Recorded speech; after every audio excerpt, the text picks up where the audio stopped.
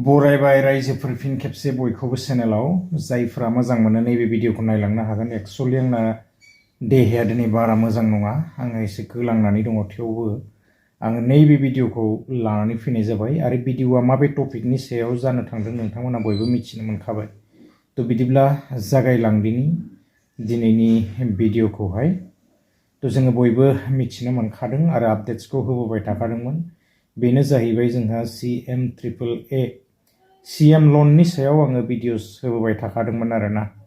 तो जोङो दा बयबो मिथिनो मोनखादों जोंनिया BTC आव दासिमबो हाबथ'वाखै फैसाया, बा जोङो रावबो मोनथ'वाखै।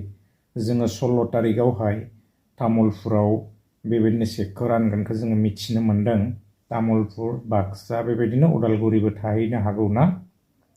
दा जोङो मिथिनो मोनदों 16 तारिखआव मोनगोन, आरो बिदिनो जोङो डिस्ट्रिक्ट वाइसआव फैगोनखौ मिथिनो मोनदों आरो फैसाखौहाय ना। दा मिटिंनि गेजेरजोंहाय बेबायदि रानगोन जाहैदों।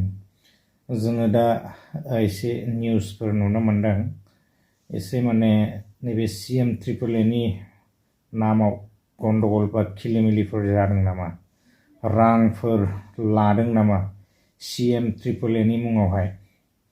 तो आं एसे भिडिअ क्लिप्स लानानै फैदों, जेरावनाखि साংবাদিকफ्रा सोंदोंमोन ना, तो मामाखौहाय, आरो मामाया बेवहाय मा फिननाय होदों आङो बेखौ एसे क्लिप्स भिडिअ क्लिप्स हिसाबै लानानै फैनाय जादों। आङो बेखौ एसे दामनानै होलांगोन, निस्सय पार्टी हिसाबै खारमारदों नामा।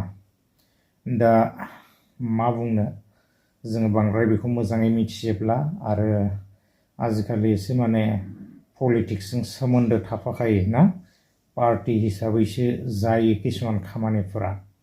तो बेबायदि फैसा सैसा लायोबाथ' आरो एसे मोननांगौआबो मोना, बेबायदि जाहैयोना। तो सोंलु जायो गोसोआव। दा जेन हक, जोंनो समा फैबा जोङो मिथिनो मोनगोन। दासिमबो बेबायदि जोङो SMS बा मेसेजफोर फैनायबो मोननो हायाखै। सोर सेलेक्ट जाखो, सोर माखो, जोङो दासिमबो बर्थमान जेबो मिथिथ'नो हाया आरोना। तो समा खिन्थागोन, आरो बेबायदिनो आपडेट्सफोर मोनोबा लाबोबाय थागोन। तो आं एसे क्लिप्सखौ होनानै दिनैनि भिडिअखौ आङो बेसेखिनियावनो फोजोबनो सानबाय। तो एसे देहाया मोजां नङा, थेवबो आं नैबे आपडेट्सखौहाय लानानै फैनाय जाबाय। गोजोन्थों, बाय। CM টিম্বলেৰ যি আঁচনি, এই আঁচনি ছাৰ পলাশবাৰী সমষ্টিত দুই এজন প্ৰতিনিধিয়ে মানে 2 নম্বৰী কৰা বুলি খবৰ পাইছো।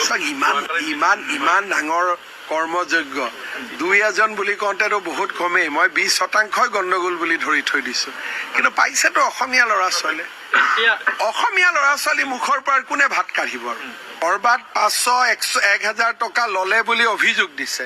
এটা সেইটো অভিযোগৰ তদন্ত কৰিলে গোটেই স্কিমটোৱে বন্ধ হৈ যাব। এইটো এটা অসমীয়াৰ বিৰুদ্ধে ষড়যন্ত্ৰ বুলিওতো আমি ভাবিব পাৰো, যিহেতু এই স্কিমটোৰ বেনিফিচিয়াৰী 99% অসমীয়া।